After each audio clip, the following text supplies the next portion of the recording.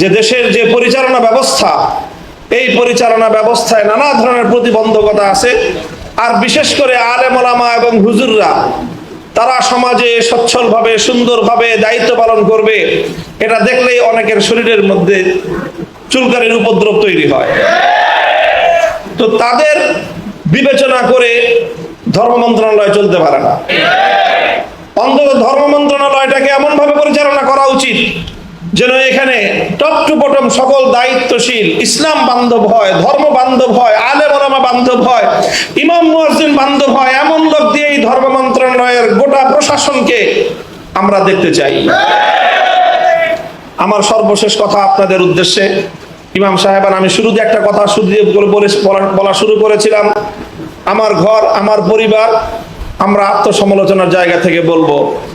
এই যে মডেল মসজিদগুলোর মধ্যে মাঝে মাঝে একটা আওয়াজ উঠাবার চেষ্টা করা হয়, নিজেদের মধ্যে বিভেদের নানা ধরনের কথা, আলিয়া কওমি অমুক অমুক, এই ধরনের বিভেদের সুর তোলার চেষ্টা করা হয়। আমি আপনাদের সকলকে এই অনুরোধ করব, আল্লাহর ওয়াস্তে, মা বালু দাওয়া জাহিলিয়াতিন দাউহা ফাইন্নাহা মুনতিনাতুন, দাউহা ফাইন্নাহা মুনতিনাতুন।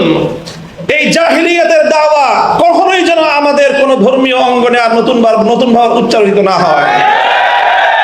এখানে কওমি এবং আলিয়ার কোনো বিভেদের দেয়াল এইভাবে টেনে নেওয়ার কোনো সুযোগ নাই। ইন্না আকরামাকুম ইনদাল্লাহি আত্তাকুম, ইলমের ভিত্তিতে, তাকওয়ার ভিত্তিতে আমরা পরিচালিত হব। কোরআন সুন্নাহ আমাদের মানদণ্ড।